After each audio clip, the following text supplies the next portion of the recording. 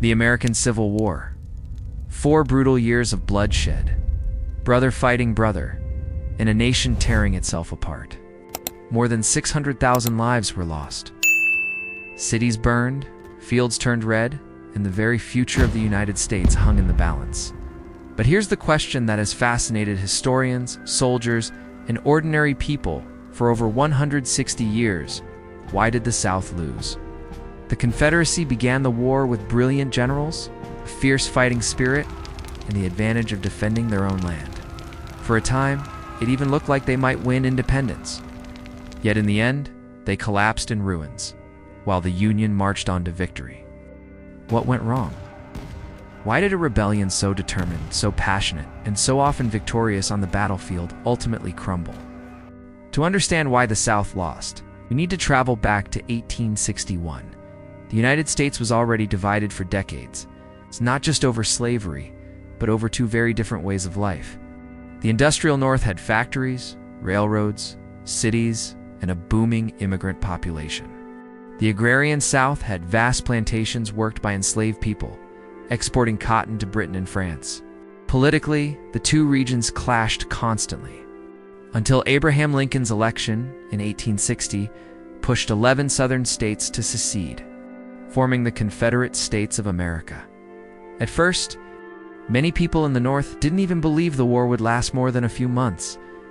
Union soldiers marched out in brand new uniforms, expecting a quick victory. But the Confederates fought with shocking ferocity at battles like Bull Run, sending panicked Union troops fleeing back to Washington. Suddenly, the world realized this was not going to be short or easy. The South believed that their superior officers, combined with their soldiers' willingness to defend their homeland, would carry them to victory. And for a time, they seemed right. Generals like Robert E. Lee and Stonewall Jackson outmaneuvered Union armies again and again. Confederate victories at Fredericksburg, Chancellorsville, and early campaigns in the East created the image of an unstoppable Southern war machine. But here's the first turning point. While the Confederacy won battle after battle, they were losing something far more important: resources. The Union had nearly 22 million people, while the South had only about 9 million, and almost half of those were enslaved. The Union had far more factories, miles of railroads, and the ability to produce weapons, uniforms, and ammunition on a massive scale. The South, meanwhile, struggled just to keep its armies supplied. Imagine trying to fight a long war when you barely had enough shoes or rifles for your men. In fact, by the middle of the war, many Confederate soldiers marched barefoot, while Union armies kept growing stronger. Still, resources don't always decide wars. After all, a smaller nation with fewer people has beaten larger powers before. Think of the American Revolution, where the colonists defeated the mighty British Empire. The Confederacy hoped to repeat that miracle by dragging the war out until the North grew tired and gave up. Their strategy was to fight long enough, bleed the Union dry, and then rely on foreign allies like Britain or France to recognize the Confederacy as an independent nation. Cotton diplomacy, they called it. The South believed that Europe's hunger for Southern cotton would force governments overseas to step in. But here's the shocker: it didn't work. Britain and France had stockpiled cotton before the war and turned to other suppliers like Egypt and India.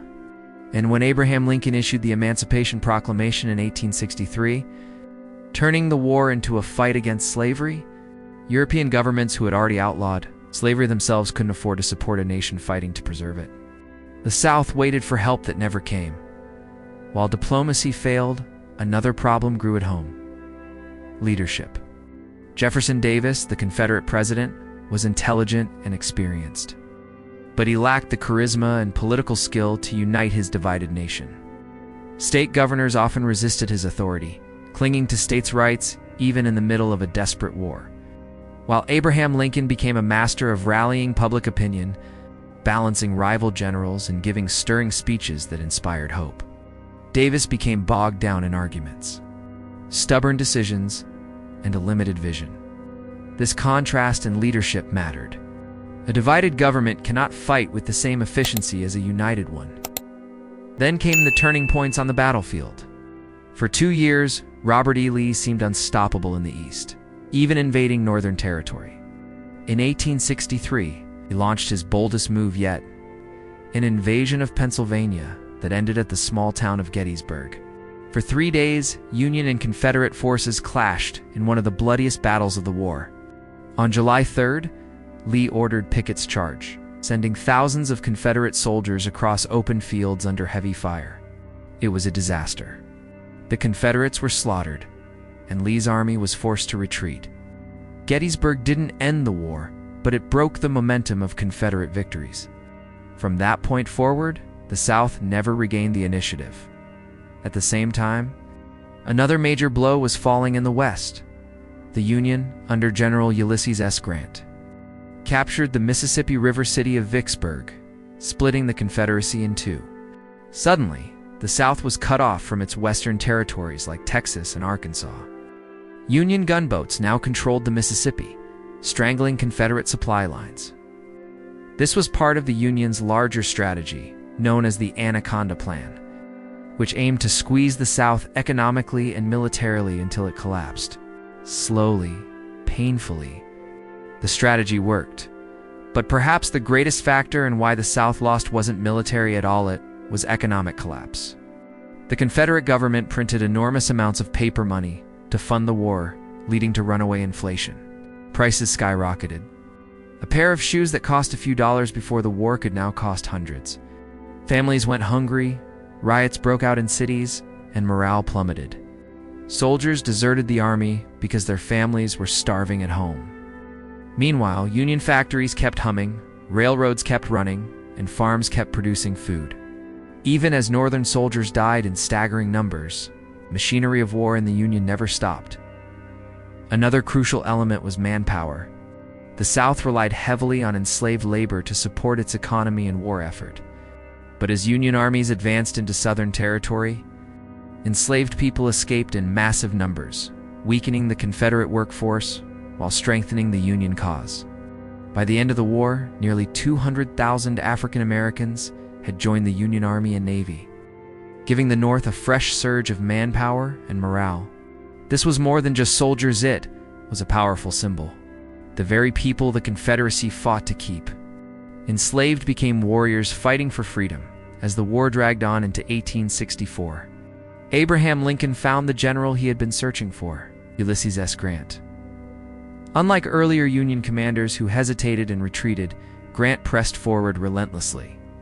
He understood that the Union could afford heavy losses, while the South could not. Every battle, every skirmish, every clash drained the Confederacy of men and supplies they couldn't replace. At the same time, General William Tecumseh Sherman marched through Georgia, burning crops, destroying railroads, and breaking the South's will to fight. His march to the sea devastated Southern morale. Civilians who once cheered the Confederate cause now faced starvation and ruin. By 1865, it was clear the end had come. Confederate armies were outnumbered, outgunned, and starving. Lee's final attempt to escape Union forces ended at Appomattox Courthouse, where he surrendered to Grant. The dream of Southern independence died there. So why did the South lose the Civil War? It wasn't because their soldiers lacked courage. They fought with determination against impossible odds. It wasn't because their generals were weak. Remains one of the most respected military commanders in history. The South lost because war is not won by bravery alone. The Union's overwhelming population, industrial strength, and resources created a grinding machine that the South simply could not match. Their hopes for foreign support failed, their economy collapsed, their government faltered, and their armies were slowly bled dry. In the end, it was a war of attrition, and the North had more to give. But there's one final twist. The South may have lost the war, yet the struggle over its legacy continued for generations. The destruction of slavery was a monumental victory, but the wounds of division, racism, and inequality would not heal easily. The Civil War ended in 1865, but its echoes still shape America to this day. The story of why the South lost is not just a tale of battles and leaders. It's a reminder that nations rise and fall not only on the courage of their armies, but but on the strength of their societies, economies, and governments. In the end, the Confederacy was built on shaky foundations, and when tested by the fire of war, it crumbled. The Union endured, scarred but stronger, and the United States was reborn. And that's the paradox of the Civil War. The South, with all its determination, seemed at times unbeatable, but ultimately could not withstand the weight of history pressing down against it.